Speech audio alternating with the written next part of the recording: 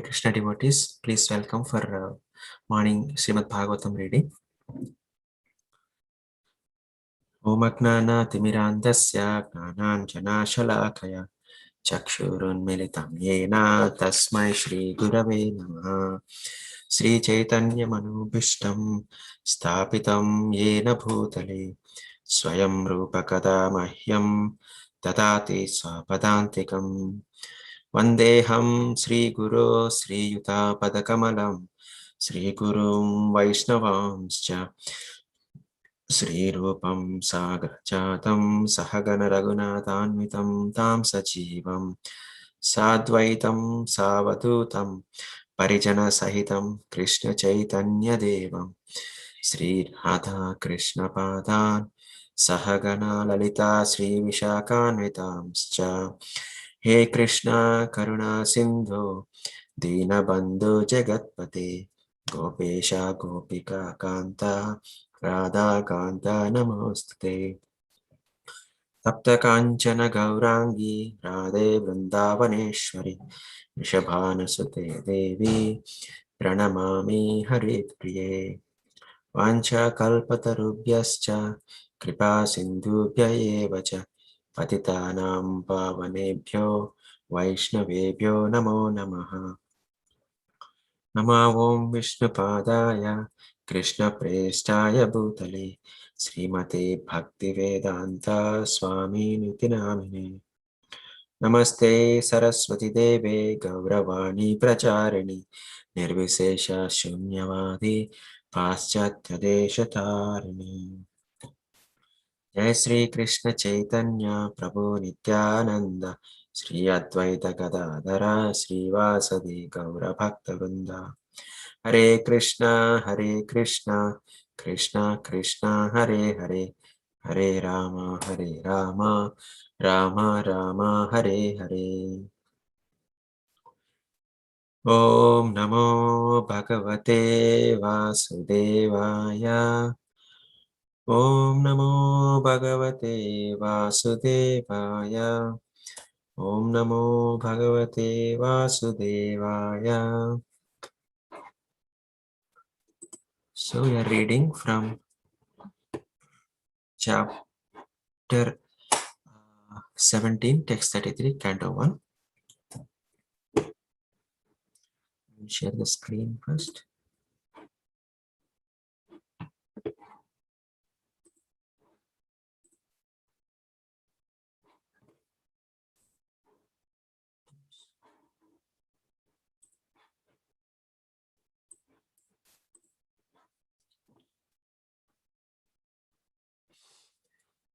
Navartitavyam tadharma bandho dharmena satyena chavartitavye brahma varte yatra yajanti yagnair yagneshwaram yagna vidana vigna navartitavyam tadadharma bandho dharmena satyena chavartitavye brahma varte yatra yajanti yagnair yagneshwaram yagna vidana vigna navartitavyam tadadharma bandho dharmena satyena chavartitavye brahma varte yatra yajanti yagnair yagneshwaram yagna vidana vigna. Synonyms: na, not, vartitavyam, deserve to remain, tat, therefore, adharma, irreligiosity, bandho, friend, dharmena, with religion, satyena, with truth, cha, also, vartitavye, being situated in, brahma varte, place where sacrifice is performed, yatra, where, yajanti, duly performed, yagnai, by sacrifices of devotional service, yagnaishwaram, unto the Supreme Lord, the personality of Godhead, yajna, sacrifice, vidana, spreading, vigna, experts. Translation and purport by His Divine Grace, A.C. Bhaktivedanta Swami Prabhupada, Srila Prabhupada Ki Jai. Therefore, O friend of your religion, you do not deserve to remain in a place where experts perform sacrifices according to the truth and religious principles for the satisfaction of the Supreme Personality of Godhead. Purport: Yagneshwara, or the Supreme Personality of Godhead, is the beneficiary of all kinds of sacrificial ceremonies. Such sacrificial ceremonies are prescribed differently in the scriptures of different ages. In other words, sacrifice means to accept the supremacy of the Lord and thereby perform acts by which the Lord may be satisfied in all respects. The atheists do not believe in the existence of God, and they do not perform any sacrifice for the satisfaction of the Lord. Any place or country where the supremacy of the Lord is accepted and thus sacrifice is performed is called Brahmavarta. There are different countries in the different parts of the world, and each and every country may have different types of sacrifice to please the Supreme Lord. But the central point is pleasing Him. Central point in pleasing Him is ascertained in the Bhagavatam, and it is truthfulness. The basic principle of religion is truthfulness, and the ultimate goal of religions is to satisfy the Lord. In this age of Kali, the greatest common formula of sacrifice is the Sankirtana Yagna. That is the opinion of the experts who know how to propagate the process of Yagna. Lord Chaitanya preached this method of Yagna, and it is understood from this verse that the sacrificial method of Sankirtana Yagna may be performed anywhere and everywhere in order to drive away the personality of Kali and save human society from falling prey to the influence of the age. So we will discuss this text first, and then we will move on to the 34 as well. Translation once more again. Therefore, O friend of religion, you do not deserve to remain in a place where experts perform sacrifices according to truth and religious principles for the satisfaction of the Supreme Personality of Godhead.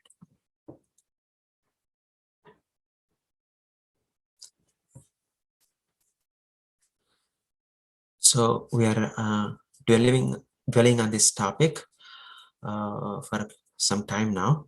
Many devotees have spoken. We are at this point where Parashit Maharaj is try to punish the personality of Kali, who is actually a Shudra kind, but poses himself as a king and a ruler. But then when Maharaj Parikshit first spoke to Dharma, then Bull, to know who is the perpetrator, who is causing him trouble. But Bull gives a philosophical answer, but he never directly answers who is the perpetrator, showing a very important principle of how to take difficulties coming in on our way. Then Parishit Maharaj consoles both Bull and Mother Earth cow. Then he turns towards Kali personified, and he literally takes his sword and tries to kill him. Then Kali submits to himself, to Maharaj Parikshit, and surrenders unto him. So then this is the place where these verses are spoken from 31 onwards. Maharaj Parikshit, since he has surrendered, Maharaj Parikshit is giving him assurance that I will not kill you because you have surrendered, but at the same time, you cannot stay in this kingdom, right? So he's giving the reasons why he cannot stay. So the first reason he says is, "Oh, friend of your religion." So he's addressing him as friend of your religion. "You do not deserve to remain in a place where experts perform sacrifices according to truth and religious principles for the satisfaction of the Supreme Personality of Godhead." So the word here, Yagneshwara, is used, and Prabhupada translates that as Yagneshwaram, unto the Supreme Lord, the Personality of Godhead. So the yajnas are meant for the Supreme Personality of Godhead, and he is the one who is the enjoyer. That is why he is called Yagneshwaram. And in Bhagavad Gita, chapter 5, text 29, you can see this point is very well corroborated. In fact, Bhagavad Gita, Bhagavatam, the principles are always corroborated between each books. So we can find the parallels. So if we read the translation of 529, I say, "A person in full conscious of me, knowing me to be the ultimate beneficiary of all sacrifices and austerities, the supreme lord of all planets and demigods, and the benefactor and well-wisher of all living entities, attains the peace from the pangs of material miseries." In fact, this is the peace formula Prabhupada quotes in the purport. But the word we are interested in the Bhoktaram, Yagyatapasam. So who is the Bhokta? It is Krishna is speaking for himself. So he is a Bhokta for all the sacrifices, and he is also Sarvaloka Maheshwaram. He is the supreme controller, and also is the friend of all living entities, Suhridam. So this is from Bhagavad Gita 529, Bhoktaram. So the same very principle is mentioned here. In fact, Maharaj Parikshit is mentioning to the Kali personified that he is supreme person, and in this kingdom, everybody, most of the people are the experts, perform sacrifices to please him, to please the Supreme Lord, Lord Krishna. So that is why you cannot stay in this kingdom. That is what his first argument is. Prabhupada goes on to expand on this. Such sacrificial ceremonies are prescribed differently in the scriptures for different ages. First of all, the sacrifice itself is very, very generic word, and it depends on the time, place, and circumstance.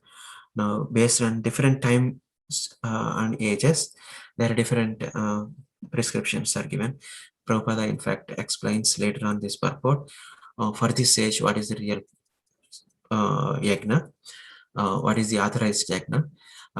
Based on the Lord Chaitanya teachings, that is Sankirtana Yagna. For different ages, it was different actually. For the just the previous age, Dwapar Yuga, it was deity worship, and before that,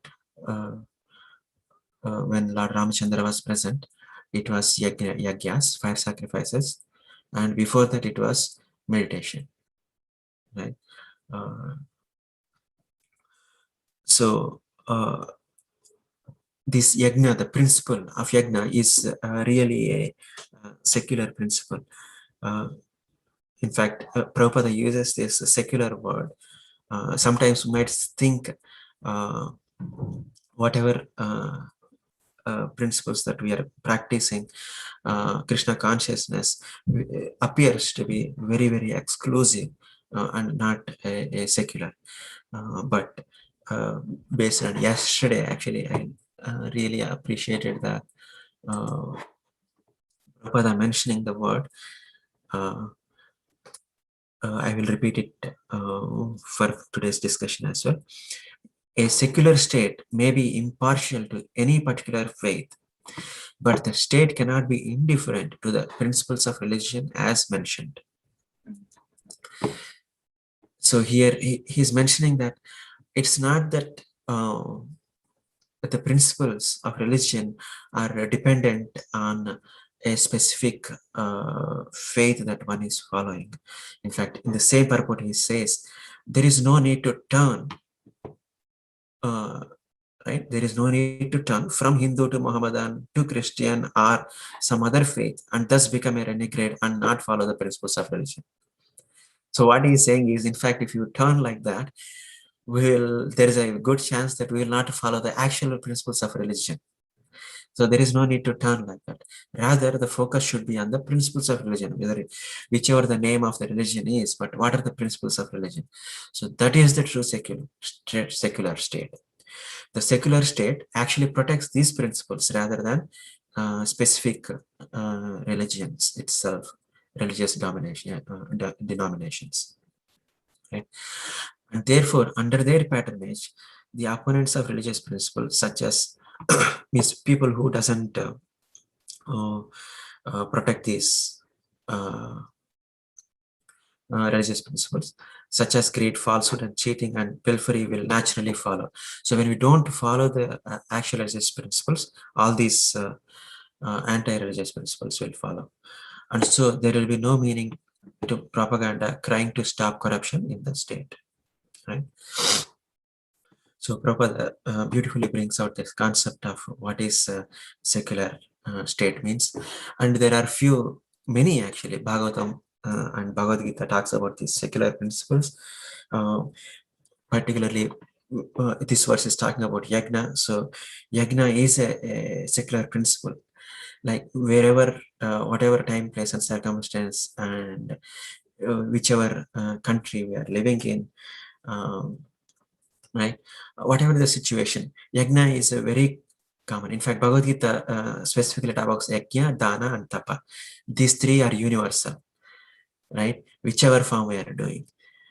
We may not be performing for yajnas for pleasing the Lord, but we will be performing yajnas. Even for a completely outright atheist, the so-called atheist, he is performing yajna because he's trying to survive his life and he's working and he's hardworking, right? And he's paying taxes to the state, right? So that's all part of yajna.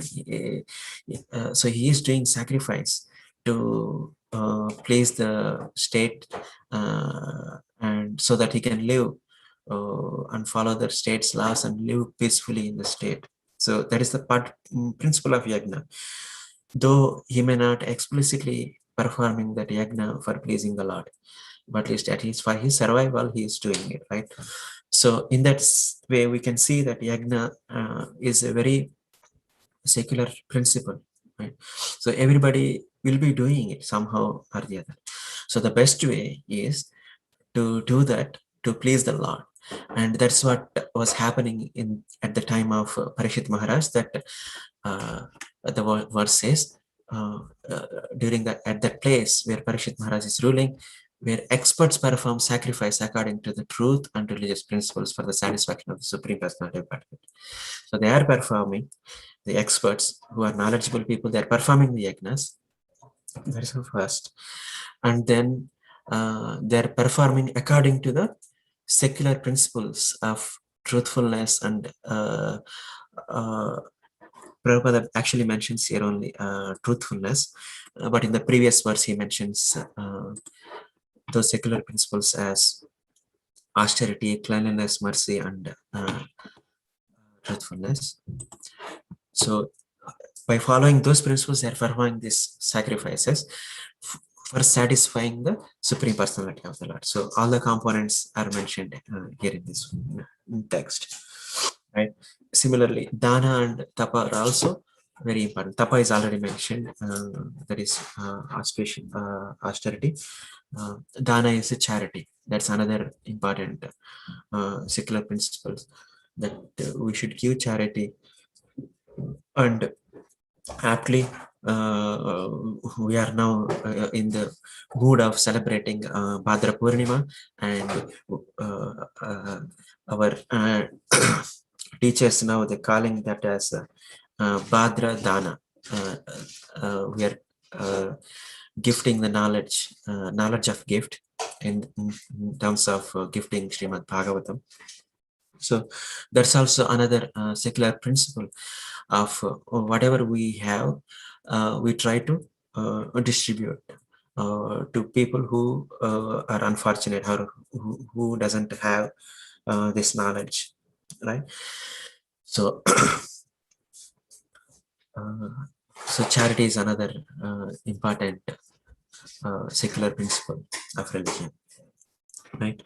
So when we do this, follow the secular principles, then we will be pleasing the supreme personality of Godhead, right?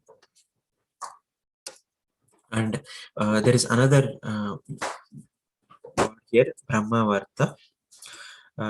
It is again, it's not specific to any place, but obviously it is referring to the place where uh, uh, Maharaj Parikshit is ruling that particular kingdom. So it is any place or country where the supremacy of the Lord is accepted and the sacrifice is performed is called Brahmavarta. Right, so that's the word Brahmavarte Yatra Yajanti Yagner in the words that is used. So then there are different countries in different parts of the world, and each and every country may have different types of sacrifice to please the Supreme Lord. But the central point in pleasing him is ascertained in the Bhagavatam, and it is the truthfulness. So this is the secular principle that this verse specifically emphasizes. The basic principle of religion is truthfulness, and the ultimate goal of all religions is to satisfy the Lord. So now here Prabhupada concludes this verse by saying what is the real yajna for this age. In this age of Kali, the greatest common formula of sacrifice is Sankirtana Yajna. So Prabhupada interestingly uses his greatest common formula of sacrifice is Sankirtana Yajna. So this is like a mother of all yajnas. So when we perform this yajna, all yajnas are included in it. It's like the common formula for all the places, time, place, and circumstances. So, and that is the opinion of the experts who know how to propagate the process of yajna.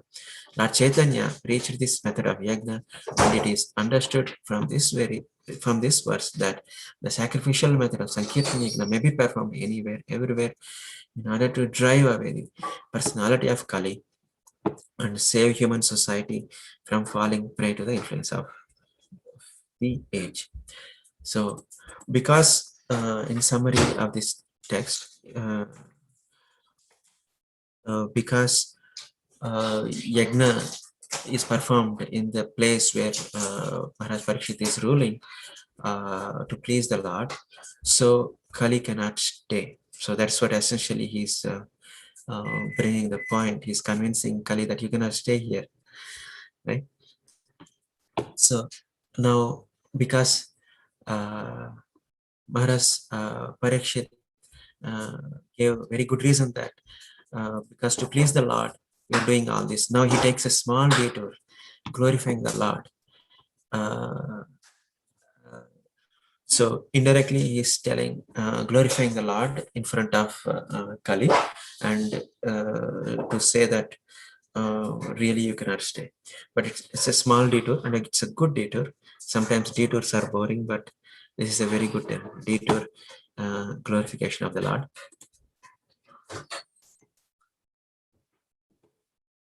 (734) Yasmin Harir Bhagavan Ijyamana Ijyatmamurtir Yajatam Samtanoti Kaman Amoghan Sthirajangamana Antarbahir Vayurivai Ivaisha Atma. One more time. Yasmin Harir Bhagavan Ijyamana Ijyatmamurtir yajatam samtanoti kaman amoghan stirajangamanam antarbahir vayurivaisha atma. Synonyms: Yashmin. In such sacrificial ceremonies, Hari, the Supreme Lord, Bhagavan, the personality of Godhead, Ijyamana, being worshipped, Ijya Atma, the soul of all worshipable deities, Murti, in the forms, Yajatam, those who worship, Sam, welfare, Tanoti, spreads, Kaman, desires, Amogan, inviolable, Sthira Jangamana, of all the moving and non-moving, Antaha, within, Bahi, outside, Vayu, air, Eva, like Yesha, of all of them, Atma, spirit soul. Translation: in all sacrificial ceremonies, although sometimes a demigod is worshipped, the Supreme Lord, personality of Godhead, is worshipped because he is the super soul of everyone and exists both inside and outside, like the air. Thus, it is he only who awards all welfare to the worshipper. Purport: it's even sometimes seen that demigods like Indra and Chandra are worshipped and offered sacrificial awards, yet the rewards of all such sacrifices are awarded to the worshipper by the Supreme Lord, and it is the Lord only who can offer all welfare to the worshipper. Demigods, although worshipped, cannot do anything without the sanction of the Lord, because the Lord is the super soul of everyone, both moving and non-moving. In Bhagavad Gita 9:23, the Lord himself confirms this in the following sloka. This is 9:23 Bhagavad Gita. Epyanya devata bhakta yajante shraddha yanvita tepi mam eva kaunteya yajanti avithi purvakam. Whatever a man may sacrifice to the other gods, O son of Kunti, is really meant for me alone, but it is offered without true understanding. This fact is that the Supreme Lord is one without a second. There is no God other than the Lord himself. Thus, the Supreme Lord is eternally transcendental to the material creation. But there are many who worship the demigods like the sun, moon, and Indra, who are only a material representative of the Supreme Lord. These demigods are indirect qualitative representations of the Supreme Lord. A learned scholar or devotee, however, knows who is who. Therefore, he directly worships the Supreme Lord and is not diverted by the material qualitative representations. Those who are not so learned worship such qualitative material representations, but their worship is unceremonious because it is irregular. So the glorification of the Lord here mentioned is he is the one who awards results to all the sacrificial ceremonies, and he is the supreme in that sense. Even though people try to worship demigods, but he is the one who gives all the rewards through them, right? And how is he able to do? Because he is the super soul of everyone, including the demigods. In fact, the word he used here is stira jangamana, like moving and non-moving, everything. So it can include like non-moving living entities like trees. Right? It also can mean that every atom, because truly the Lord is present in every atom also, either living or non-living. As a Paramatma, he stays in everywhere. He is present in everywhere. And in fact, the uh, example given here, metaphor, is Antar Bahir Vayur Ivaisa Atma. Like the air is present inside and outside, right? So, similarly, Super Soul is present everywhere. and he is the one who is controlling everyone. And again, this is very well corroborated in Bhagavad Gita, that he gives the Lord gives the memory and knowledge to the living entity. He is the one, he gives the forgetfulness also. Uh, uh, and he always stays with he's the best friend, and he always stays with the living entity. So that way, like the air pervades inside and out, the Supreme Lord pervades everywhere, including the hearts of the demigods, and thus he is the one who awards the benefits, and he is the ultimate benefit also to the Lord and to the living entities. And here, Atma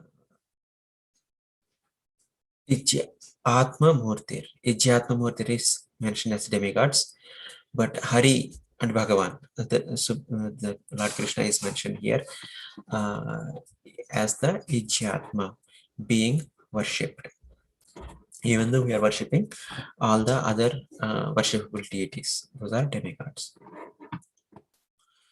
So, this aspect of worshipping the demigods is again mentioned in Bhagavad Gita, not surprisingly. So chapter 7, text 22-23.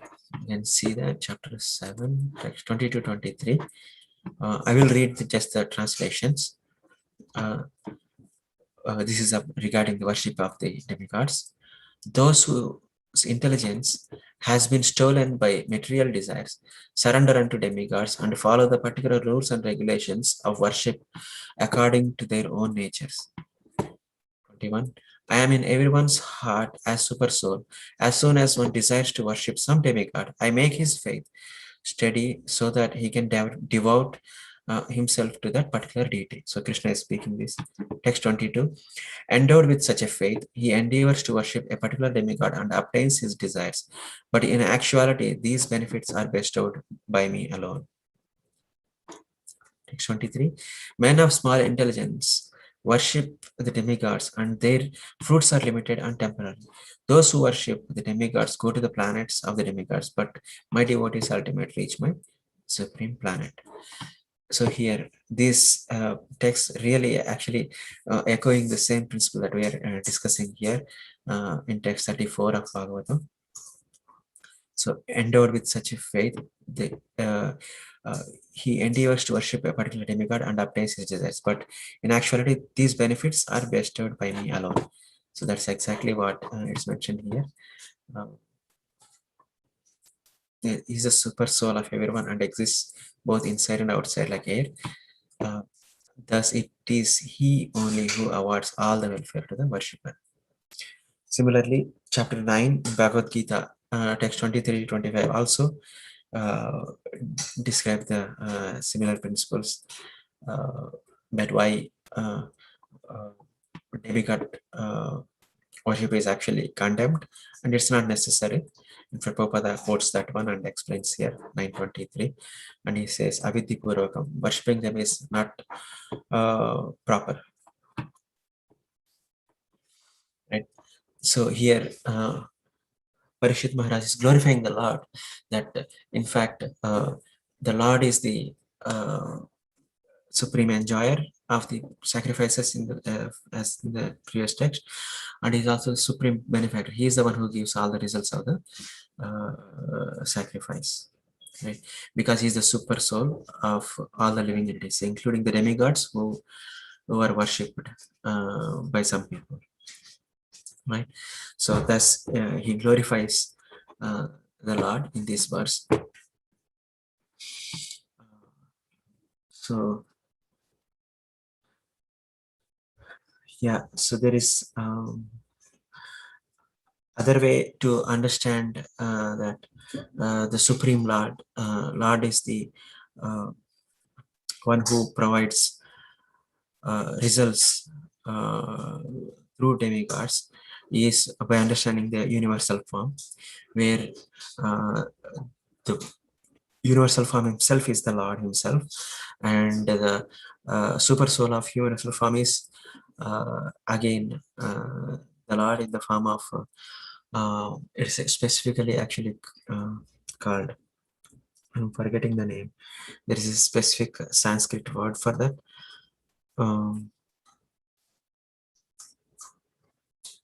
Yeah. Anyway, again, the super soul is again the Lord, and all these administrative heads who monitor the material affairs are all different limbs of the universal form. So even in that sense also, the demigods are part and parcels in the universal form. So universal form is again the Lord himself. So even in that sense, the Lord is the supreme enjoyer and benefactor. Right? So to conclude, so Maharaj Parikshit is explaining Kali. In fact, he is giving he tried to punish, but because Kali surrendered, so now is reward time. Actually, he's rewarding him. Uh, uh, First of all, he said you will not be killed, uh, but at the same time you cannot stay in this kingdom, because this kingdom sacrifices are performed by learned people to please the Lord, and he glorifies the Lord also in text 34. Thus he is telling you cannot stay to Kali, that you cannot stay in this kingdom. So later on, when Kali requests, then I don't have any place, because wherever I go, it's your kingdom only in this world. So where can I go? Then Maharaj Parikshit gives where the Kali can reside in this age. So that I think devotees will discuss in detail. So with that, I will stop here. And if you have any discussions or questions, we can have some time actually. So please go ahead.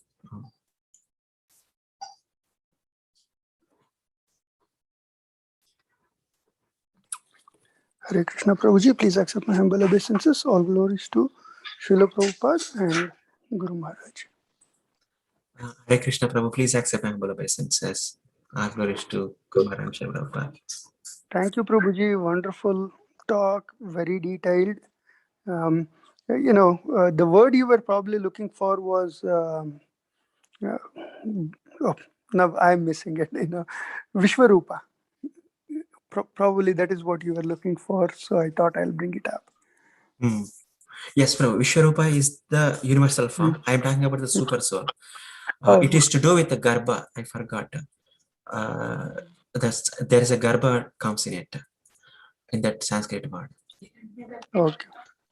Yeah, like Hiranyagarbha. Yeah, I think Hiranyagarbha or some other Garbha. I forgot that word. Yeah. Incidentally, yesterday I was reading, the 13th chapter, verses 8 to 12.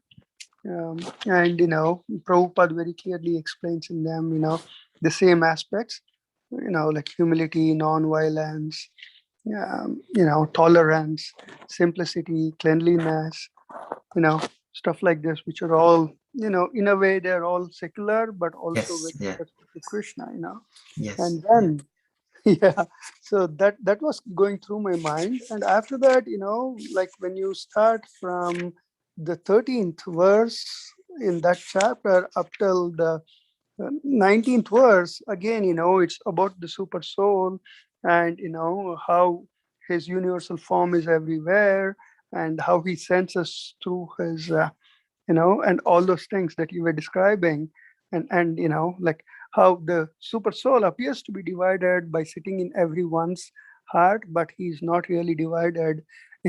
So wonderful explanations, Prabhuji. Thank you so much. I think that happens many times. Sometimes I hear some lecture, and many times the same principle is echoed in different places, different circumstances, discussions, without knowing coincidentally. So Yeah, looks Prabhu. like whatever you have read today, it's again a repetition kind of Yeah. the principle. Thank you so much, Prabhu.